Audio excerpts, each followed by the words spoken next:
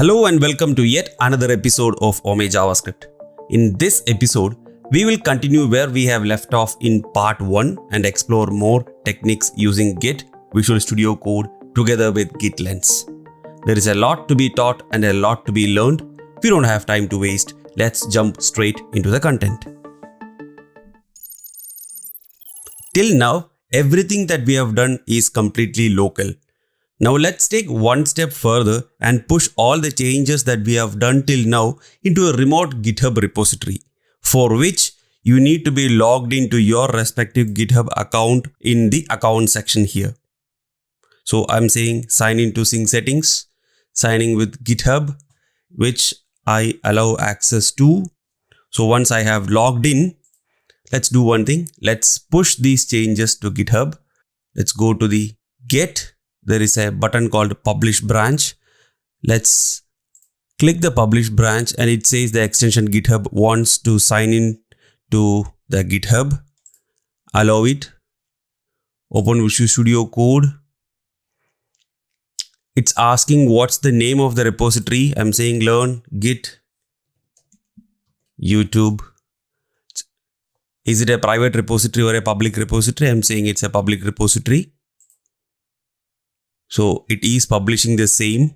It says it has successfully published the repo to the remote repository. And to confirm whether or not the local repository is indeed published to the remote repository, let's switch back to the remote GitHub repo.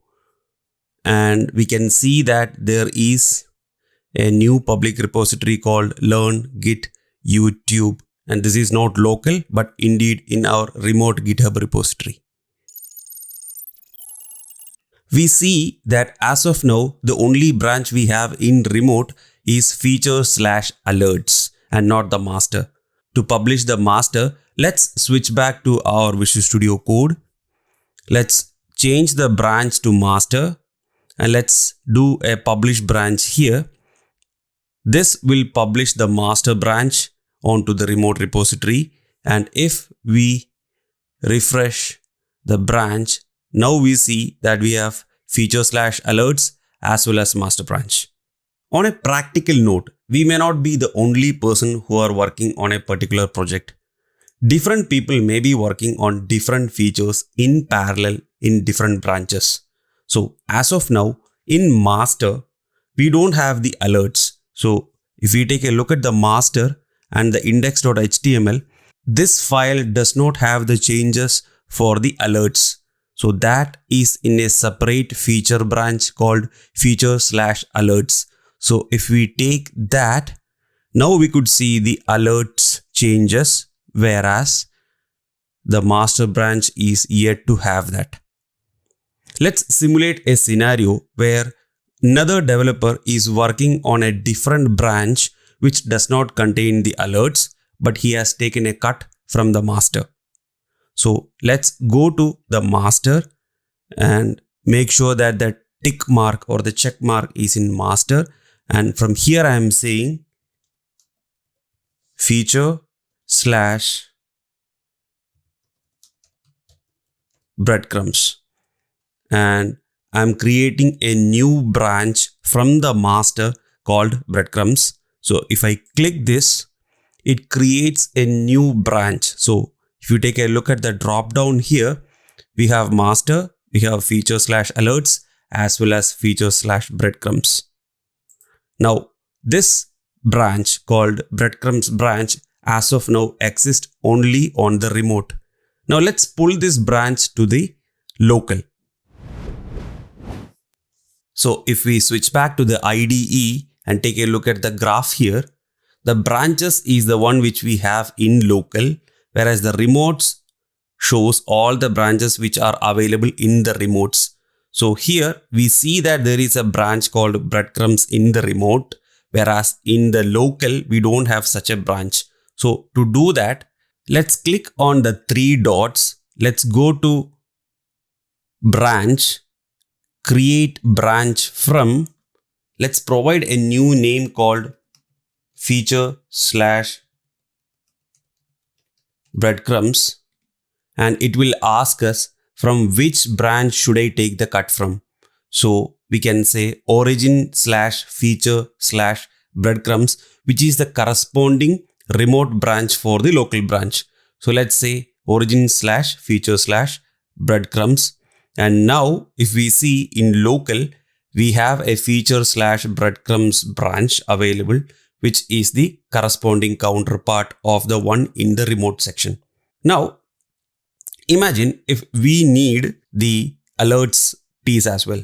So in the feature slash alerts, we have added our alert notification. But since we are currently in the feature slash breadcrumbs branch, the index.html don't have the changes for the alerts. So that's where we can make use of the concept called cherry picking to pick a particular commit from a particular branch and move them to another branch. In the previous video, we have already squashed all the changes related to the alerts into one single commit. So if we open the branch here and the alerts here, we see that there is one single commit called feature add alert notification, which contains all the changes for the alert. So all we need is to cherry pick this particular change into our breadcrumbs branch.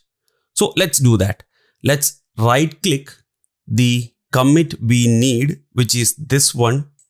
Right click and say cherry pick commit. It will say what should we do. So we can choose the option called cherry pick.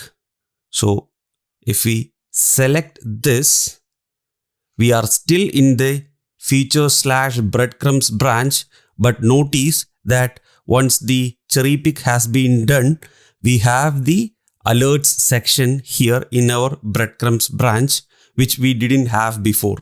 And on top, if you look at the commits history, we have the feature add alert notification, which we cherry picked from the other branch into the feature slash breadcrumbs branch. So that's how we cherry pick one single commit from one particular branch and put into another branch. Now let's go to the Bootstrap breadcrumb documentation and take a breadcrumb from here. And since our branch name is breadcrumbs, let's add the breadcrumbs right under the alerts. So let's paste the breadcrumbs. Let's copy the comment, paste it here and say breadcrumb starts here.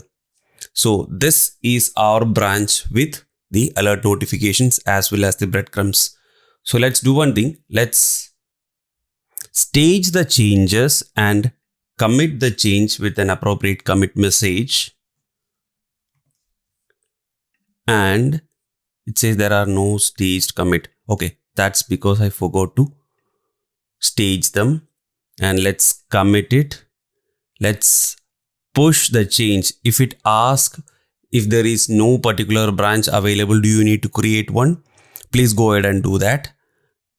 And once you have pushed the changes, if you go to the GitHub repository, you see that there is a recent push to our breadcrumbs branch. If we switch back to our breadcrumbs branch and see the index.html where we have done the changes, here we see that there is our new breadcrumbs which is added. What happens when there is a merge conflict, especially when multiple people are working in the same file and the same line? That's where merge conflicts come into the picture. So let's simulate one merge conflict. Let's go to the branch here, the feature slash breadcrumbs branch. And let's add a file. Create a new file called readme.md. And here I am saying new file added in remote by developer 1. So let's copy this. I'm saying feat added new readme file and commit directly to the feature slash breadcrumbs branch. Let's go ahead and commit the branch. So here in remote, we have one extra file called readme.md for the feature slash breadcrumbs branch. Whereas in our local branch, as of now, we only have 3 files. So imagine a situation where 2 developers are working on the same requirement and 2 are trying to create the same file in 2 different branches. So in our situation, our remote branch already has got one readme.md, and simultaneously in our local file also, I am creating readme.md, and let's copy paste the same content which we had in the remote, change it to local, and I'm saying by developer 2. So in effect, we have the same readme file in local as well as remote with different contents in the same line. So once we try to merge this, there will be a merge conflict. Let's stage the file. Let's say feat add readme file in local Jira 678. So I committed the file. Now there is one commit to be pulled from the origin and there is one commit to be pushed into the origin. So let's do that. Let's go ahead and pull the changes. So pull from origin, and I'm saying origin feature breadcrumbs. That's where the merge conflict comes into the picture. So it says there are merge conflicts, resolve them before committing. So let's go to Git. Let's open the file, and here they clearly show that this is the current change which we have in the local, and this is the change which is coming in from the remote. Which one you need to select? So you have 2 options. So if you hover here, you can accept the current change which is in the local, or you can accept the incoming change which is coming from the remote, or if you want, you can take both changes as well. So let's do the local change. So I'm saying accept the current change.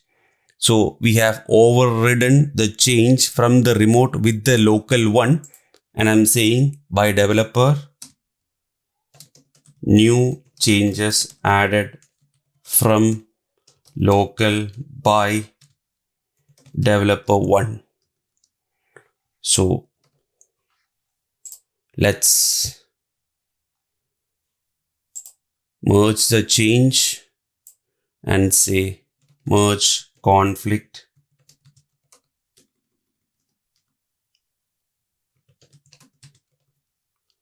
resolved. I'm committing the change. Let's push the change. I say yes. And if we go to the remote, let's refresh. Let's open the readme. And now we can see that the previous changes has been overridden by our changes from the local, the one which we merged from the local. So that's what merge conflicts is all about, and that's how you resolve merge conflicts.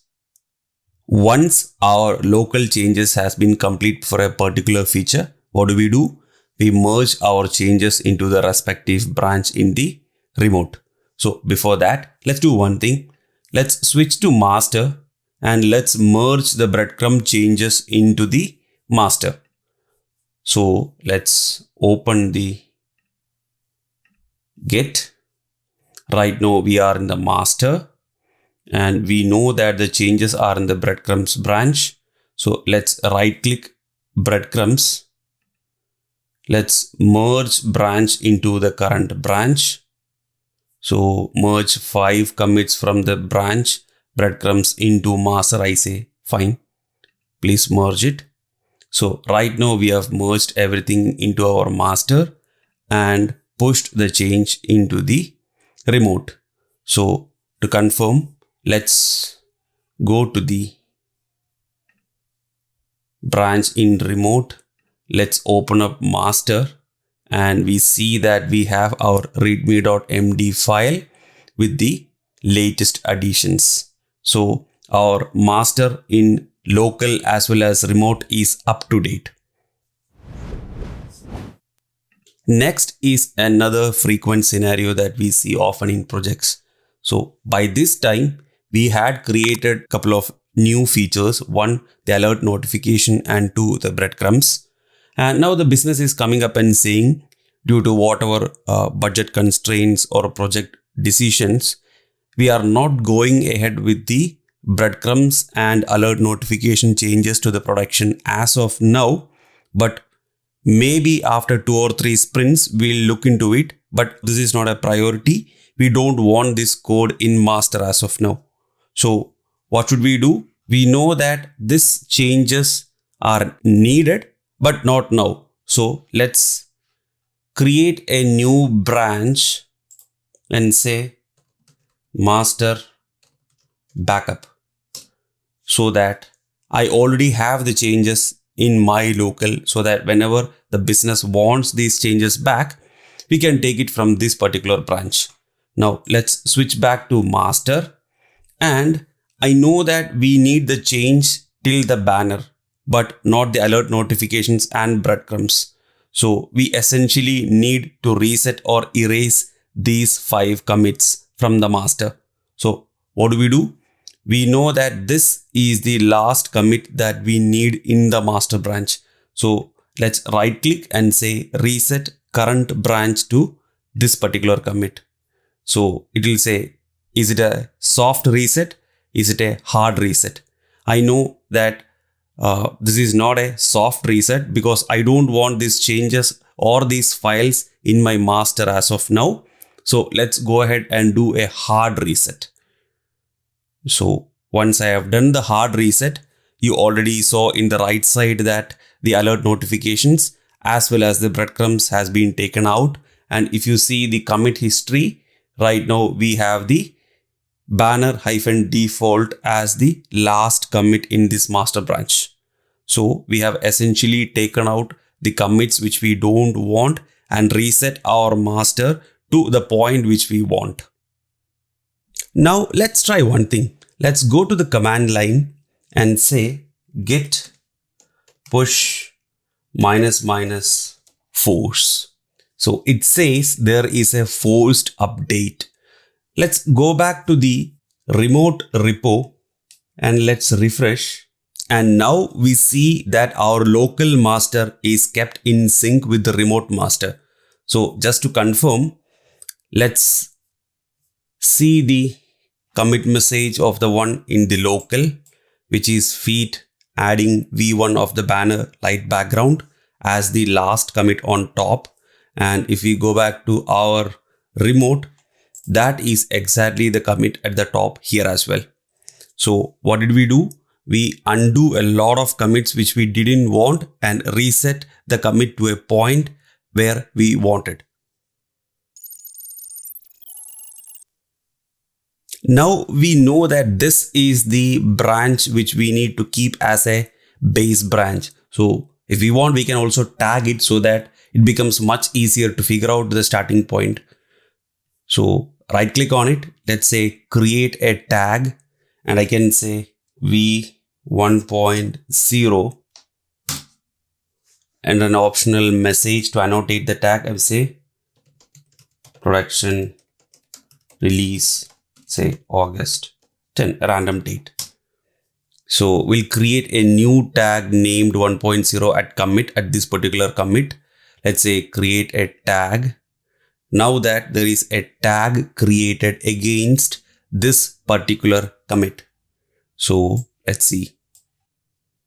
We can either go to the tags section here and see that there is a tag called 1.0 with our optional commit message, or we can go to the terminal and say git log, and this will show the commit says this is the master. We have the tag, and we can also do git tag, and this will show the tag number as well.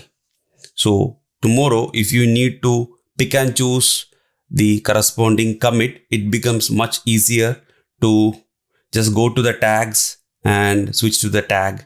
So, or create a branch from this tag. It becomes much easier. So this is kind of an alias. If there is one feature that I use on a regular basis, probably use it and abuse it, that is stashing.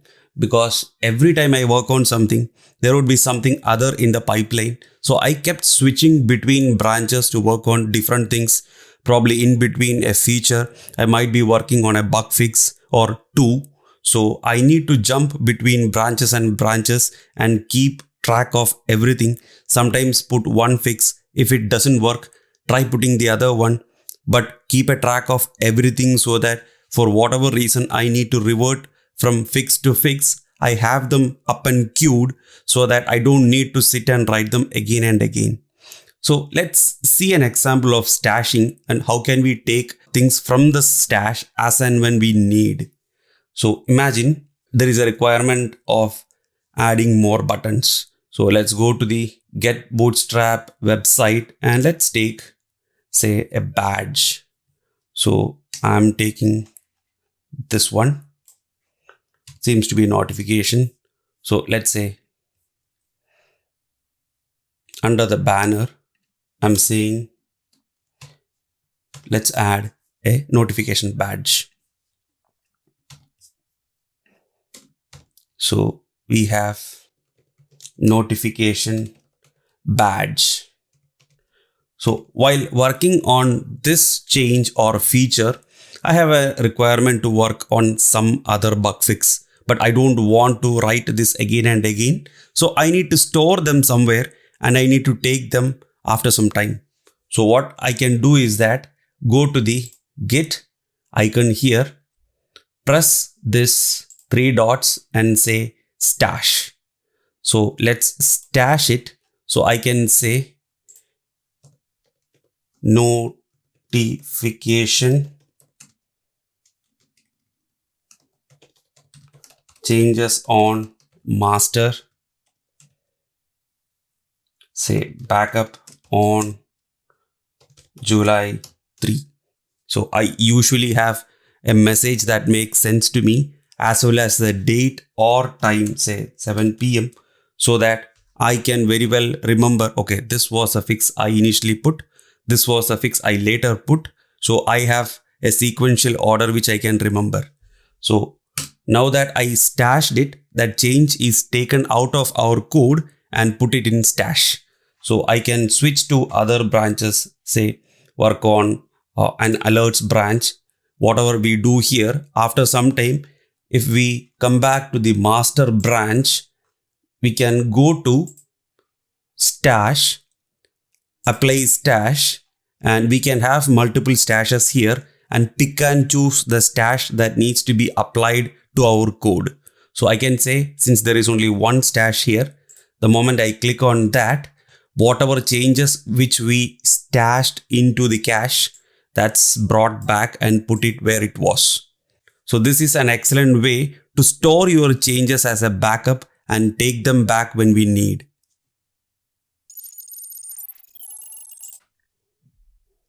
If we are working on a practical project, probably we can add git ignore files too. So we can say .git ignore file, and whatever files or folders or directories we mentioned inside, Git make sure that Git ignores those files and folders so that they are not pushed to the remote.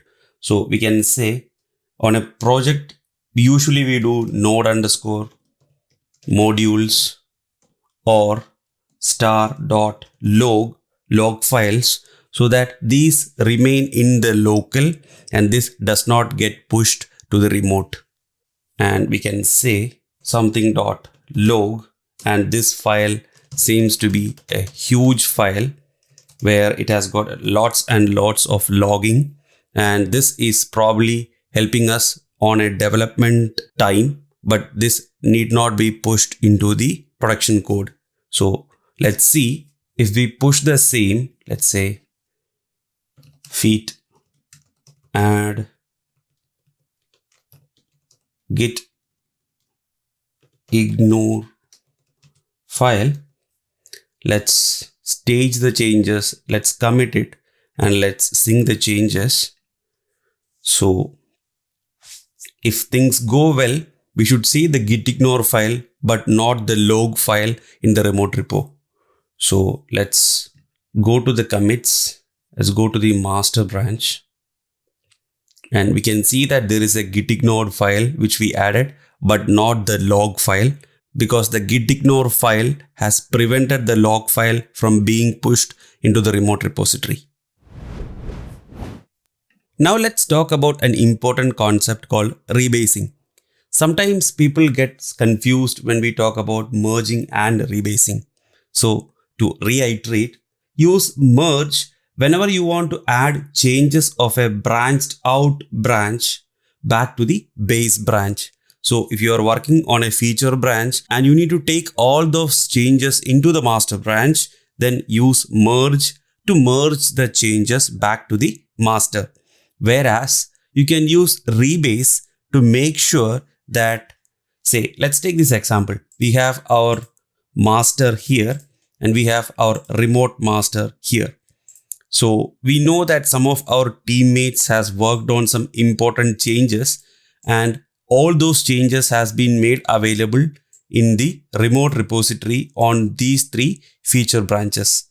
So before taking a cut out of the master and take a feature branch, we need to make sure that we have rebased our master with the remote master, so that on top of our local master, let all these changes be present, after which we can take the cut from the latest, so that no longer we are cutting from this level. We have all the changes, so that once we start working on our feature branch, all these files or all these commits are already available in our local, on top of which we are making our changes in the feature branch. I hope that's pretty clear. And let's simulate that scenario. Let's go to the master branch and let's say add a file, create a new file, say analytics.js.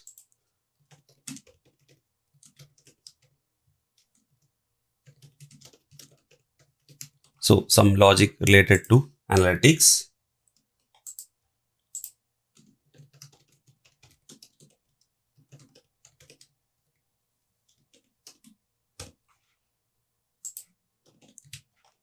So we have added an analytics file. So feat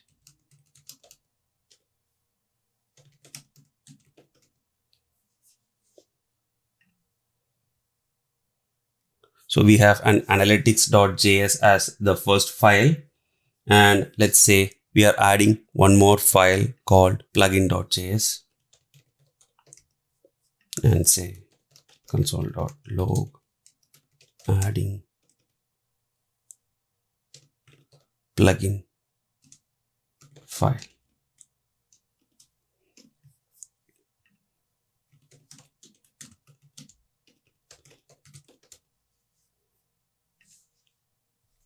So assume these are the two files that's pushed to the master by our teammates, and before working on our feature branch, our changes depend upon these files. So for our logic to work, these files should be present in our code as well.